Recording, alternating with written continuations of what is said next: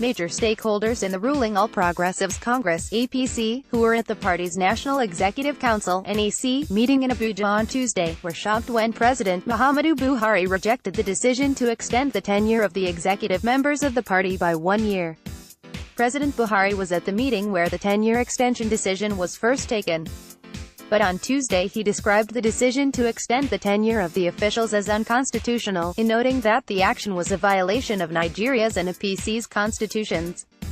It was earlier reported on Monday, March 26, reported that the controversial tenure extension would be the dominant issue at the NEC meeting, even though Bolaji Abdullahi, the party's national publicity secretary, insisted that it was sub judice and would not be discussed. Majority of APC members had, on February 27, 2018, voted to extend the life of the present National Executive Committee of the party by 1 year when its current term elapses in June. In a reasonable manner, the president told the leaders at the meeting that the party could not afford to jettison its constitution and expect peace to reign. He called for a strict adherence to party and constitutional provisions in the interest of the party.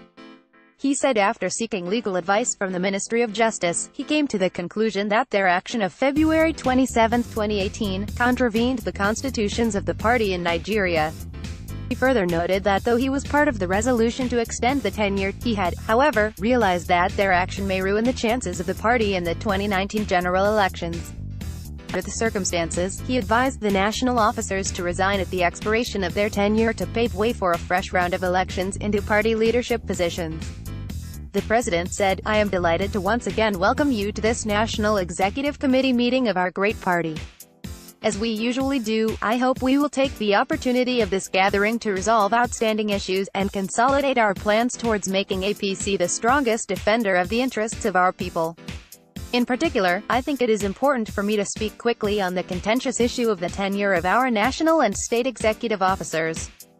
As we all know, a motion was moved at the last National Executive Committee meeting of February 27, 2018, to the effect that when the tenure of the current executives expires in June this year, they should be allowed to continue for 1 year.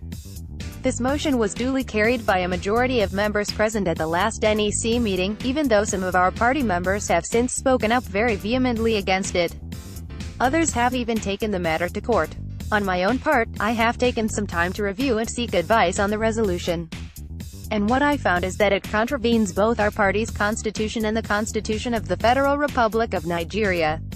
While the APC Constitution, in Article 17(1) and 13.2(b), limits the tenure of elected officers to 4 years, renewable once by another election, the 1999 Constitution of Nigeria, as amended, in Section 223, also prescribes periodic elections for party executives at regular intervals, which must not exceed 4 years.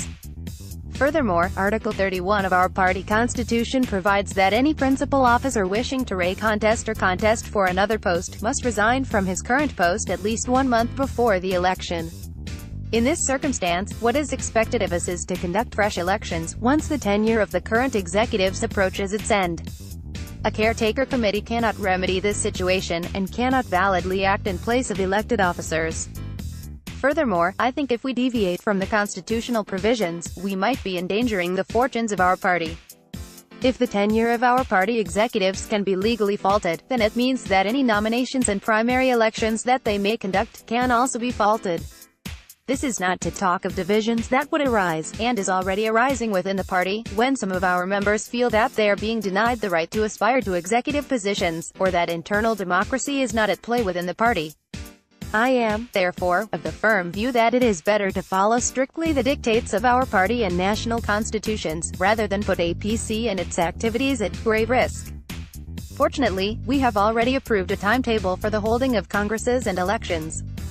I think these should be allowed to go forward, and all efforts should now be geared towards making them a great success. Once again, I welcome you all to this meeting with the hope that we will promote, always, the highest interest of the party and of our people.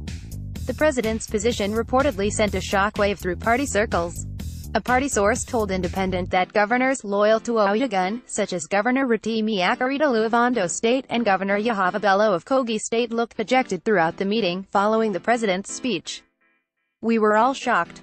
Nobody believed the president could come up with that position because 1. It was not part of the agenda of the meeting, and 2. The matter is in court. We never expected he will speak against tenure extension. I noticed the shock on the face of Governors Rotimi Akeredolu and Yahaya Bello and others loyal to the national chairman. They couldn't challenge the president, but, from the look of things, they won't be comfortable if an election is to be held, because their favored state chairman may not return and they may not be in the good books of the new national chairman. Definitely, this is going to be a game changer, he said. In a chat with Independent